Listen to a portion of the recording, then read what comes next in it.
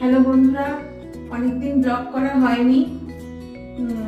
অনেকদিন পরেই ব্লগে আসলাম। বাইরে প্রচন্ড ঠান্ডা পড়েছে, আমার তো হাত পা পুরো কাঁপছে, তাও জলে কাজ করতে হচ্ছে। একটু বাইরে গেছিলাম, এত ঠান্ডা পড়েছে যে বাইরে গিয়ে কোনো রকমে কাজ মিটিয়ে চলে এসেছি।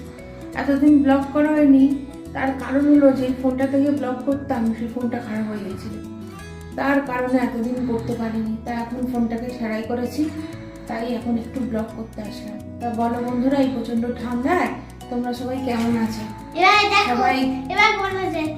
সবাই বাড়ির ভেতরে আছো না বাইরে আছো? দেখো বন্ধুরা, ঠান্ডায় কিরকম ঝোল জমে গেছে, মনে যেন ফ্রিজে রাখা ছিল, ফ্রিজ থেকে বার করে নিয়ে এসেছি, পুরো জমে একদম থক বসে গেছে। তাহলে কিরকম ঠান্ডা ঘর ভেবে দেখো। এখন ফ্রিজ তো চালাতেই হচ্ছে না, ফ্রিজ অল টাইম বন্ধ, যা ভেতরে ঠান্ডা আছে ওতেই জিনিস আর এই দেখো বলছি একটা কথা, আমার মেয়েটা বগর বগর করছে। দেখো শুধু, তোমাদের বাড়িতে কি সব জলের অবস্থা এরকম? তা জানলে, মানে তোমরা যদি জেনে থাকো সেটা তোমাদের মাকে জিজ্ঞেস করে আমাকে বলো।